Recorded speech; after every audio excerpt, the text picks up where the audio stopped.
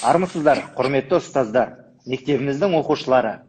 Бүгін біз Алатау ауданы Иштван Қоңыр Мандоки атындағы номері 154-ші мектеп директоры Алмасбаева Қаламқас Қалиқызының қолдауымен және мектебіміздің қазақ тілі мен әдебиет пән бірлестігінің ұйымдастыруымен тіл тағылымы атты онлайн сұхбат өткізгелі отырмыз.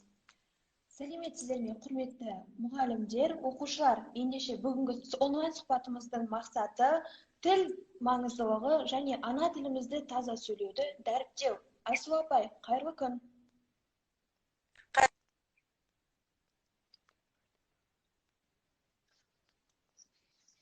Иә, анық естіліп тұр. Олай болса, бүгінгі сұхбатымызда қонағын таныстыра өтейік. Естіліп тұр, апай, жақсы естіліп тұр. Бүгінгі сұхбатымыздың қонағы қазақ тілі, тәрбие құралы, эссе оқу, әдістемелік кешендерінің авторы, әлеуметтік ғылымдар магистрі, Батыр бабалар мемориалдық музейінің ғылыми қызметкері Қасымбек Айсұлу Асылханқызы. Айсұлу апай, алтында уақытыңызды бөліп, бізге сұхбат беруге келіскеніңізге сізге көптен көп рахмет. Олай болса, сұхбатымызды бастайық. Тіл тағдыры, ұлт тағдыры. Тілді сүю, ұлтты сүюмен тең десем, қателеспеген боламын. Жалпы тілге деген сүйіспеншіліктің пайда болуы, адам үшін мәні мен маңызы туралы өзіңіздің тіл жанашыры ретінде көзқарасыңызды айта кетсеңіз. Өте жақсы, тағы да армысыздар деймін. Сәтті және үлкен.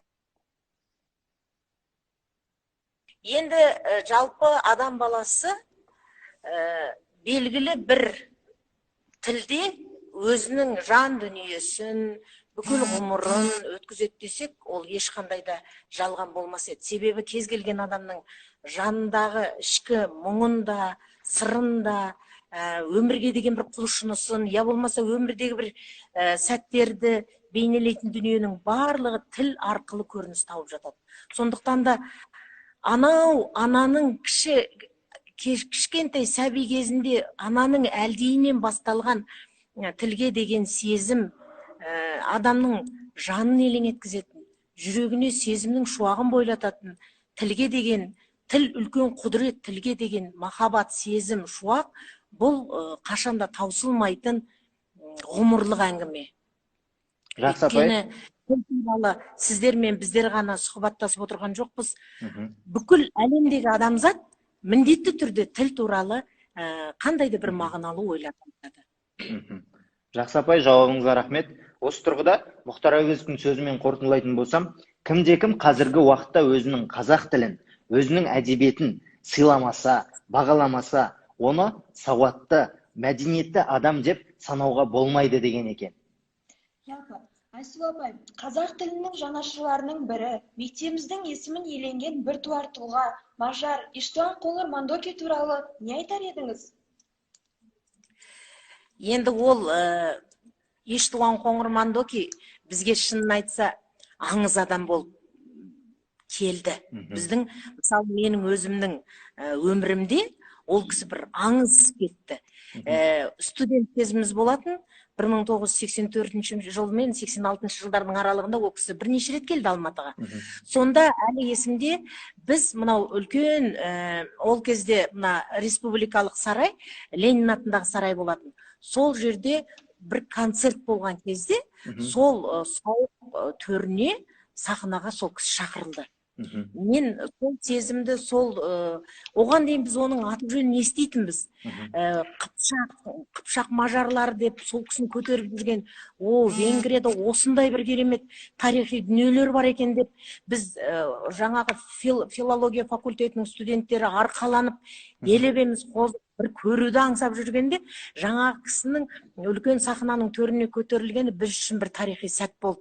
Мен енді көзіммен көрген Иштван Қоңыр Мандоки, және ол қазақ тілінде сөйлеп кеткені біз үшін енді бір үлкен дүние, өйткені ол кезде орыс тілінің айдарынан желесіп тұрған кез ғой. Сонда біз бұл қазақ тілінің құдіретін, қасиетін сезініп, біреулер ынтық болып, оны әкеп өзімізге, өз тілімізде кәдімгі желбіреген тудай етіп тапсырғаны бізге керемет сезім сыйлады. Ал енді Иштван Қоңыр Мандокидің Қыпшақ тарихына жалпы сонау ғұн кезеңдерінен бері қарай келетін дүниелердің бәрін ақтарып түркі халықтарының тарихына жасаған үлесі мен еңбегі маңызы енді ол өте зор. Ол әсіресе қазақ тілі тарихында да өшпес із қалдырған айтулы тұлға. Дұрыс айтасыз Айсұлу апай. Жалпы бүгінгі таңдағы өзінде мына онлайн сұхбатымыздың өзі мектебіміздің қоңыр мұражайында өтіп жатқанын сізге айта кетсек. Жалпы айтып жатады, қазақтың тезегі де мен үшін алтын, қазақ менің қандас бауырым, өлсем орным қазақтың жері болсын деп, мажар мен қазақтың арасында алтын көпірді орнатқан, бүкіл Евразия біріксе, басы біріксе, ортақ тілі таза қазақ тілі, көркем әлі бай тіл болу керек деп айтқан Иштван Қоңыр Мандокидің есімі біздің жүрегімізде мәңгі сақталады. Тілі таза емес елдің жаны да таза болмайды деп Иштван Қоңыр Мандоки бекер айтпаса керек.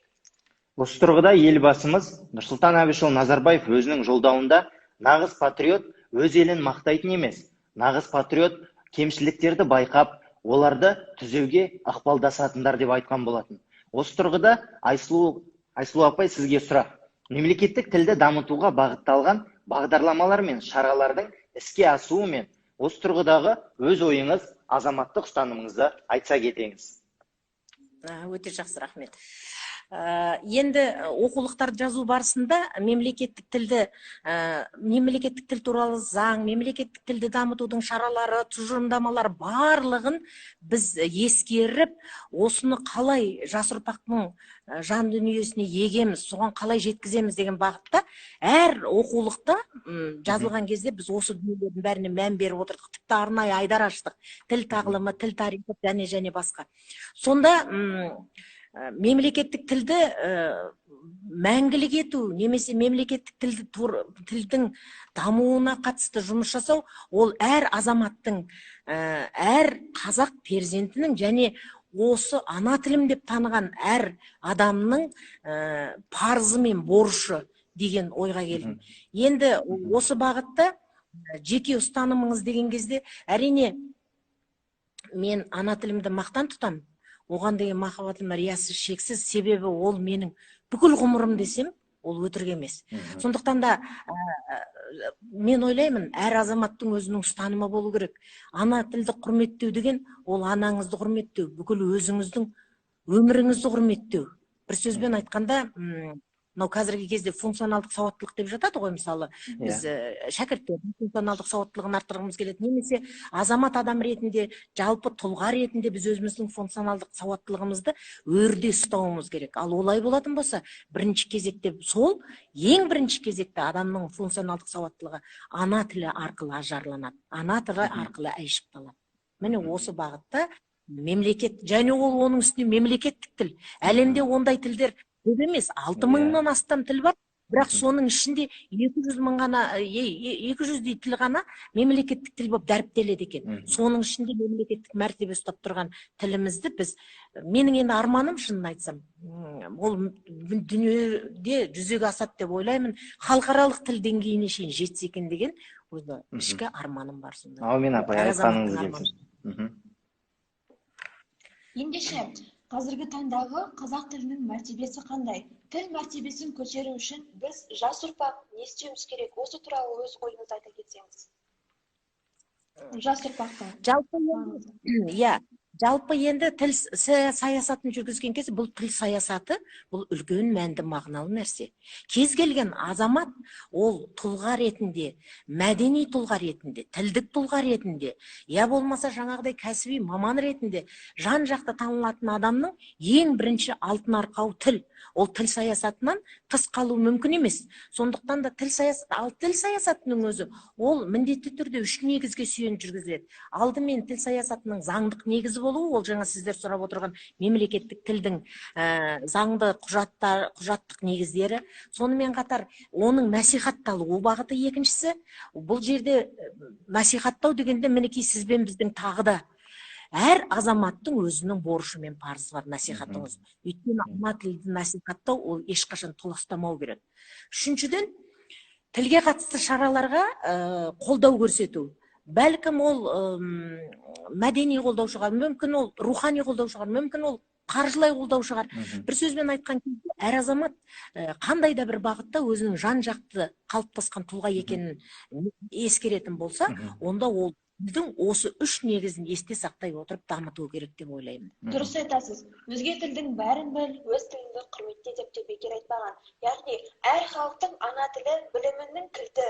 Біздің жастарымыз ана тіліне жетік білімді, мәдениетті болсын деп Ахмет Жұбановтың өзі де бекер айтып кетпесе керек. Нельсон Мандела, кешірім сұраймын, Жүсіпбек Аймауытов былай деп айтқан екен. Ана тілі халық болып жасалғаннан бері жан дүниесінің айнасы, өсіп өніп, түрлене беретін, мәңгі құламайтын бәйтерегі деп айтқан болатын. Осы тұрғыда Айсұлу апай, сізге сұрақ. Жалпы ана тілімізге берер бағаңыз, тіл жанашыры ретінде алдыға қойған шығармашылық жоспарларыңыз қандай? Жақсы, рахмет. Енді жалпы тіл жанашыры дегенде мен енді ойлаймын, әр азамат тіл жанашыры деген тұрғыдан айтып отқан шығарсыздар.